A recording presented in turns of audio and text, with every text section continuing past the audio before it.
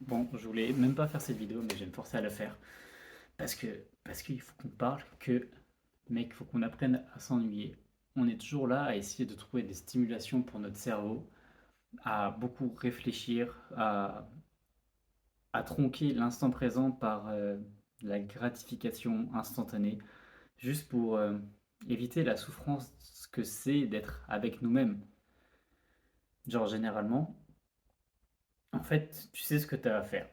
Tu sais que, vas-y, si tu as du temps libre, ben, va falloir que tu apprennes des trucs, que je sais pas, tu sortes avec des amis ou tu lises un livre. Tu vas avoir ton livre qui va te regarder et tu sais que tu vas devoir faire des choses un peu instructives pour toi, pour ton futur, plutôt que de scroller sur les réseaux.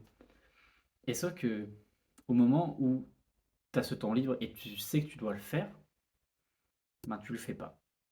Et c'est moi, je me pose la question, mais pourquoi on le fait pas? Bah, c'est juste qu'on va avoir le réflexe d'aller sur les réseaux, de-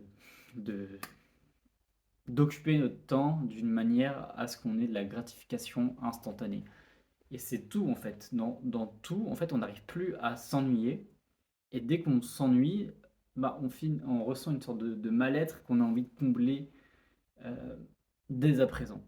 Genre, vraiment, c'est tellement fort que on oublie tous nos objectifs, on oublie qui on est, on oublie où on veut aller.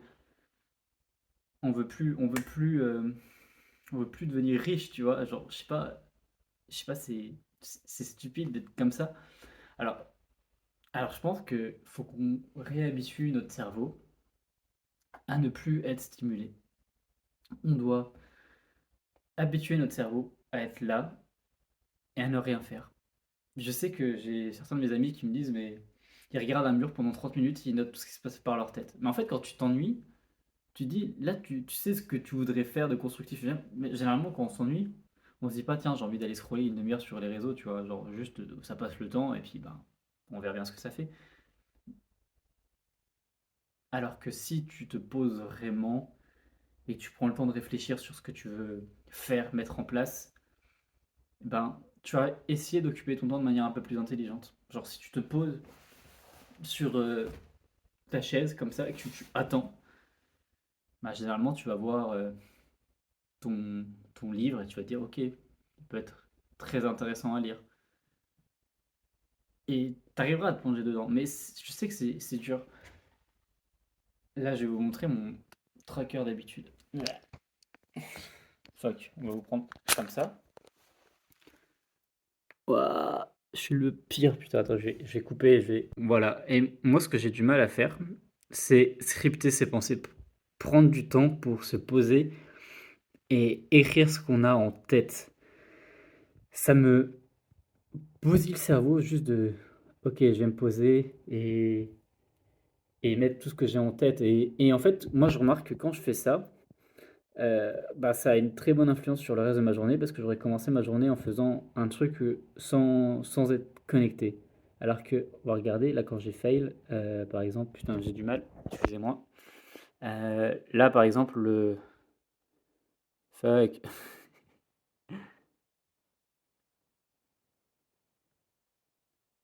le vendredi et samedi j'ai loupé et ça s'est répercuté un peu sur toute ma journée. Et je pense que ça a un lien parce que je pense que ça a un lien parce que c'est des périodes où j'ai commencé la journée un peu du mauvais pas. Ou j'ai peut-être commencé juste en scrollant sur les réseaux ou en suivant pas ma routine.